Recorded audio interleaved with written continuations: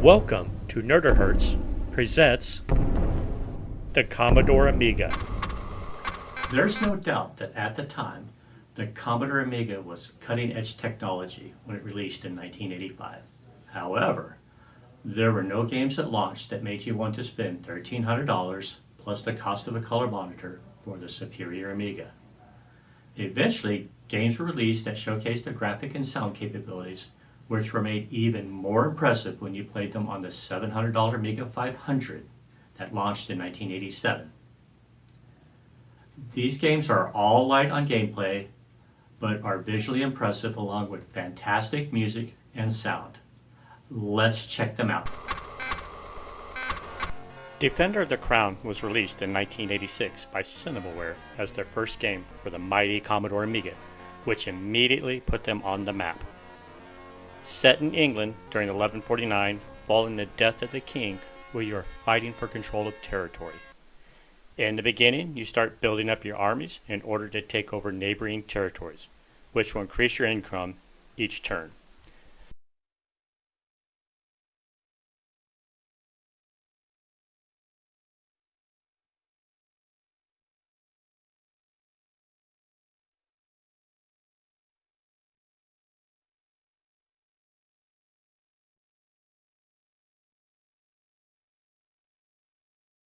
Either you or one of your rivals can hold a jousting tournament where the winner gains prestige or land. This is a bit tricky, but there is a pattern that can be learned where you put the mouse pointer in a specific spot before start of the joust. When the joust begins, you move your mouse ever so slightly to take down the opponent with consistent ease. Eventually, there will be an opportunity to rescue princesses. You sneak into the castle, fight off some enemies while rapidly clicking the mouse button, and rescue the princess, who is eternally grateful and becomes your wife.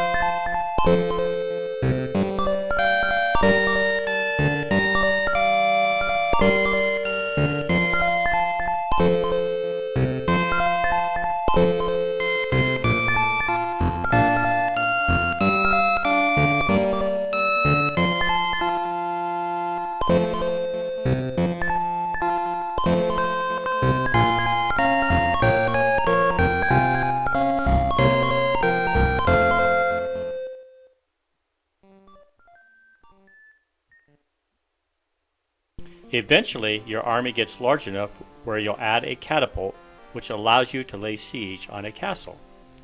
Use it to take down a wall of the castle. This is a simple minigame where you use the mouse to pull back on the catapult at a specific point and release it. Then you simply move the mouse up 1 pixel to take down the next section of the wall. Continue this until this section of the wall is completely taken down. Then your army fights off the remaining enemies as if you were attempting to take over territory.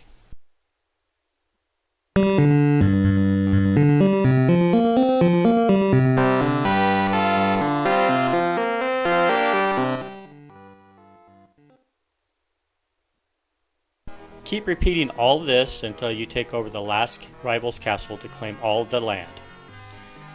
Defender of the Crown is a light strategy game with several minigames to break up the basic gameplay, but the graphics and sound make up for it in spades. For 1986, this was groundbreaking, as the world had never seen anything quite like it or heard it, for that matter. Each scene and minigame is simply beautiful to look at and is still impressive today as it was in 1986. There are several versions of Defender the Crown, and the Amiga version was first out and was a bit rushed and lacked some gameplay elements on the other platforms. And some say the Commodore 64 version is better than the Amiga one, from a gameplay standpoint. However, if you want to show what the Amiga was capable of in 1986, this is how you would impress your friends. If you never played Defender of the Crown, I highly recommend you give it a try, as it usually takes less than an hour to win the game if you make the right choices. Originally released in the arcades in 1983, Dragon's Lair is a Laserdisc-based game that used the technology to showcase film-quality animation created by legendary animator Don Bluth.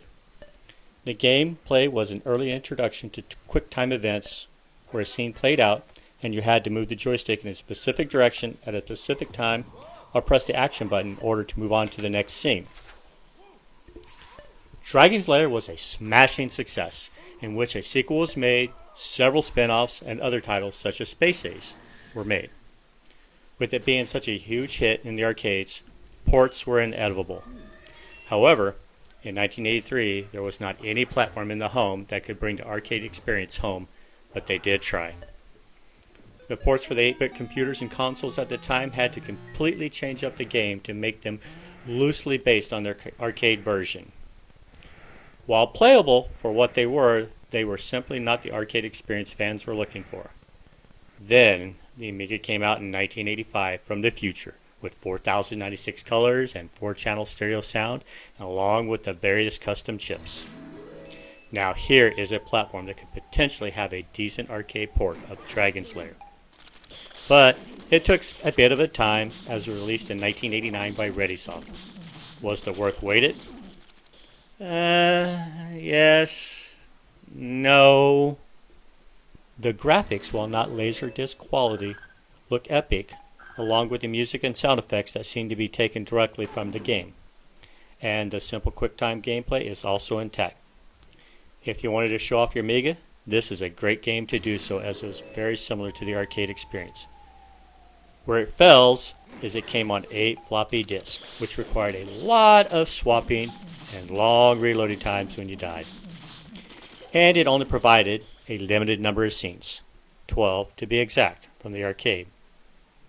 On release, this game cost $59.95. That's freaking expensive for 1989. And people are complaining about $80 games being released in 2025. With such a high price, limited gameplay, and annoying disc swapping, and load times, what idiot bought this game in 1989? I do recommend giving this a try, but play the WHD load version to avoid the horrid disc swapping.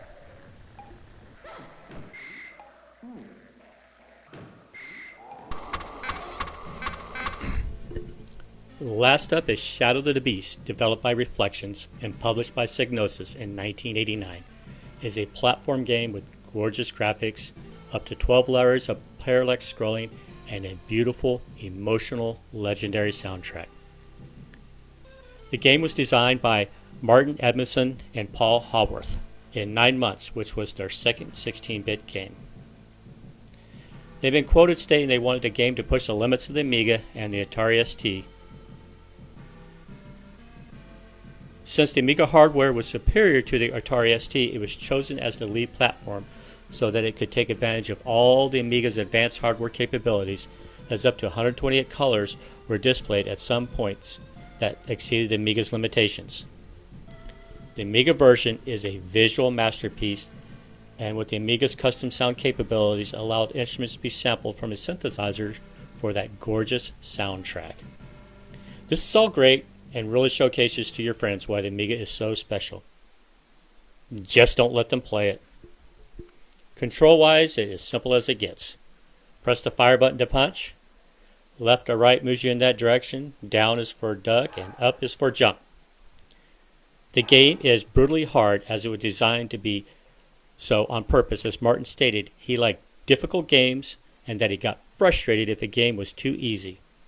So, thanks, I guess, as your game is not enjoyable at all. First, there is no indication at the beginning of the game which way to go. So pick left or right and hope for the best and learn from your mistakes.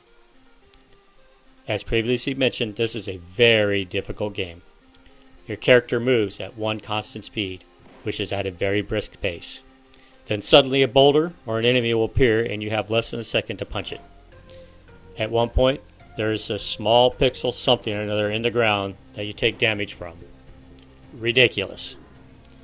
Eventually, depending on which way you go, you'll come across a place showing N in a bright red with some corresponding bright arrows stating you can enter here. Push up on your joystick to do so. This is the most information you are ever given on what to do. Then you'll enter a level which is a basic platformer where you're tasked to explore an underworld area without any direction as to why. As you explore, you'll come across nondescript enemies to punch, and at times they are back to back. Then eventually you'll come across large drops or something coming down that damage you for no reason other than to make the game difficult. In the end, this game is simply not fun and too frustrating. But that does not deter it from being something special to show off the capabilities of the computer from the future, known as the Commodore Amiga. The other versions pale in comparison. This game showcased why the Amiga should have always been the lead platform for the 16-bit computer generation instead of lesser platforms. One odd thing about Shadow of the Beast is that the game appears to be called Beast on the title screen, whereas Shadow of the Beast is only referenced in the manual. In the end, if you've never played Shadow of the Beast on the Amiga, I highly recommend you do so that you can see the Amiga displaying its power and capabilities. Just ignore the unnecessary difficulty and simple gameplay.